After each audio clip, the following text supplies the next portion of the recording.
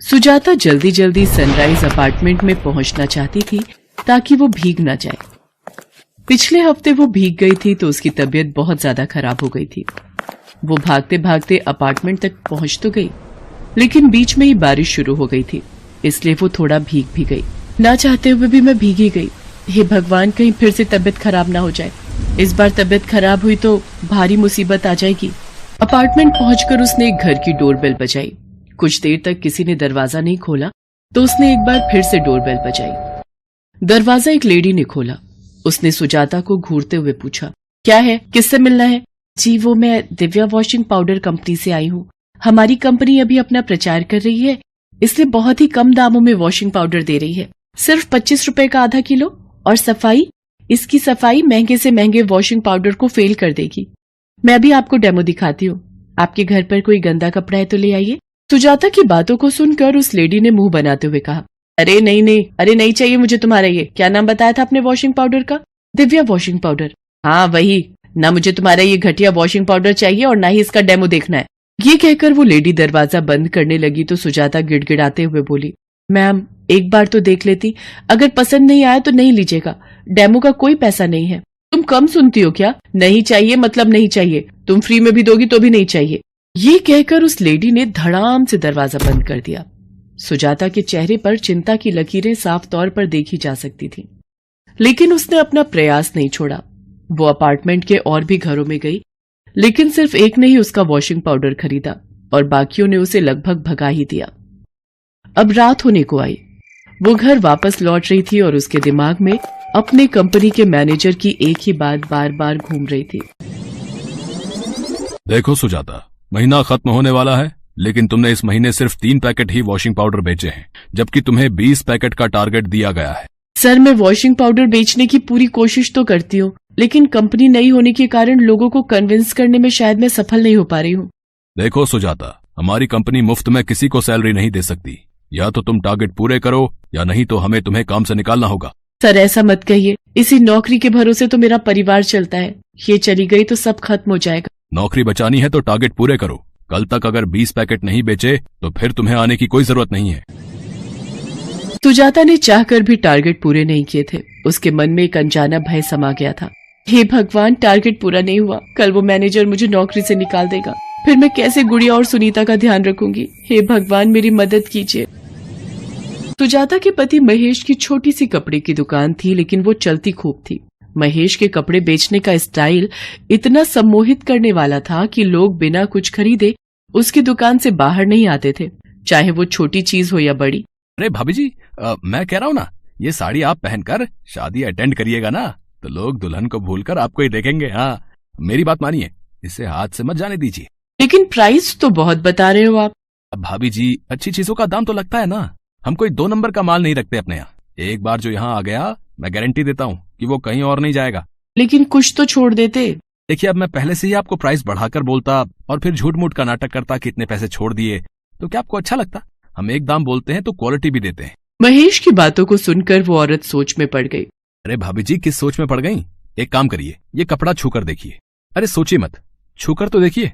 औरत कपड़े को छूकर देखने लगी। क्यों, कैसा लगा? मक्खन है मक्खन भाभी जी। मैं तो कह रहा हूँ कि इसे पहनने के बाद कहीं भैया इनसिक्योर न महसूस करने लगे। तुम भी ना चीजें खरीदवा के ही मानते हो। ठीक है, ये साड़ी पैक कर दो और इसके मैचिंग ब्लाउज भी दिखाओ।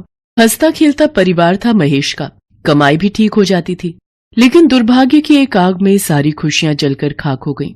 एक दिन न जाने कैसे शॉर्ट सर्किट के कारण उसकी दुकान में आग लग गई। महेश उस समय दुकान में ही था। उसने बाहर निकलने की बहुत कोशिश की, लेकिन उस आग में कपड़ों के साथ वो भी झुलस गया। ये क्या हो गया जी, ये क्या हो गया? सब खत्म हो गया। पापा, पापा, माँ, पापा को क्या हो गया? क्या हो गया है माँ? महेश के चले जाने के बाद दोनों बच्चियों और उसकी खुद की जिम्मेदारी सुजाता पर आ गई थी। पिछले 8 महीने से वो सेल्स का काम कर रही थी। कभी टारगेट पूरे होते तो कभी नहीं। सुजाता की नौकरी चली गई। पिछले 10 दिनों से वो काम की तलाश में जाती, लेकिन उसे कोई काम नहीं मिल रहा था। घर का राशन खत्म हो रहा था, किराया, बच्चों की फीस, सभी मुंह बाए खड़ी थी। आज जब वो घर आई तो उदास सी बैठी हुई थी। तभी उसकी बेटियों ने कहा, माँ क्या हो गया है, क्यों उदास हो? चलो ना हमारे साथ बॉल खेलो ना। कुछ नहीं हुआ है बेटा, तुम लोग जाकर खेलो ना बॉल। नहीं माँ, जरूर कुछ हुआ है, नहीं तो तुम हमारे साथ खेलने से इनकार नहीं करती। अब सुजाता अपनी मासूम बच्चियों को क्या कहती, उन्हें क्या बताती कि वो किस संकट से गुजर रही है। बच्चों की जिद पर वो खेलने चली गई। बॉल खेलते खेलते सुनीता ने बॉल को इतनी जोर से फेंका कि वो बहुत दूर झाड़ियों में चली गई।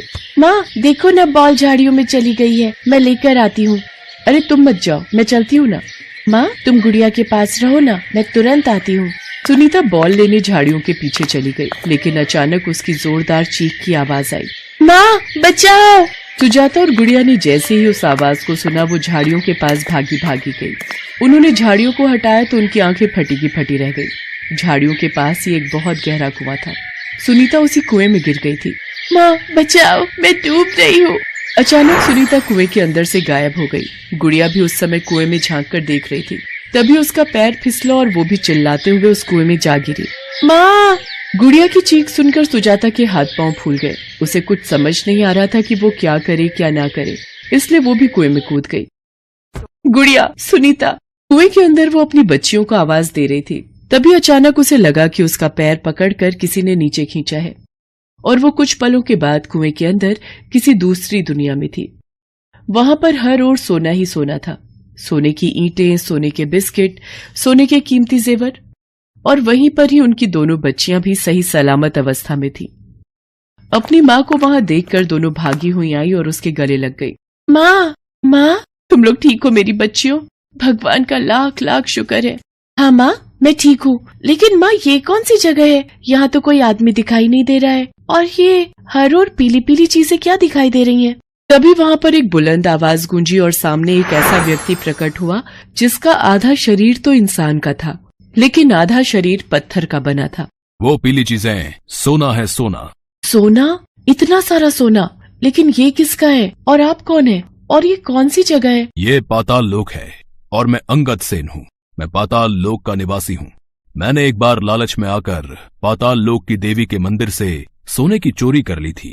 ये बात वहां के पुजारी को पता लग गई और उसने मुझे श्राप दे दिया कि मैं पत्थर का बन जाऊं। अंगद सेन ने ये सुना तो वो ऋषि के पैरों में गिर पड़ा और अपनी भूल की क्षमा मांगने लगा। मुझसे बहुत बड़ी भूल हो गई गुरुदेव, बहुत बड़ी। मुझे क्षमा कर दीजिए। ये भूल नहीं, पाप है। माता के मंदिर में तुमने चोरी की, मुझसे गलती हो गई। मैं लालच में आ गया था। मेरे किए की इतनी बड़ी सजा मुझे मत दीजिए, मुझे क्षमा कर दीजिए। उनकी बातों को सुनकर ऋषि को दया आ गई। अंगद सेन, मेरा श्राप तो वापस नहीं होगा, लेकिन हर साल पूर्णमासी के दिन तुम्हारा आधा शरीर अपने पूर्व रूप में आ जाएगा और वो समय होगा तुम्हें किसी की मदद करने का। तुम जैसे जैसे लोगों की मदद करोगे वैसे वैसे तुम्हारा पाप कम होता जाएगा और एक दिन पाप पूरी तरह समाप्त हो जाएगा और तुम पूरी तरह अपने पूर्व रूप में आ जाओगे। आज पूर्णमासी थी और अंगद सेन का आधा शरीर अपने पूर्व में आकर सुजाता की मदद करना चाहता था। बेटी, मुझे तुम्हारी सारी तकलीफों का पता है, इसलिए मैं तुम्हारी मदद करना चाहता हूँ। ये लो, ये 100 सोने की मोहरें और इससे अपनी नई जिंदगी शुरू करो। ये कहकर अंगद सेन एक बार फिर पत्थर के रूप में बदल गया। कुछ देर बाद सुजाता अपनी दोनों बेटियों के साथ कुएं के बाहर थी। वो कुआं अब वहां से गायब भी हो गया था। सुजाता ने सोने की मोहरों को बेचा और अपनी एक कपड़े की दुकान खोली। थोड़े संघर्ष के बाद उसकी दुकान खूब चलने लगी। सुजाता आज अपनी दोनों बेटियों और अपना जीवन उसी दुकान की कमाई से चला रही है।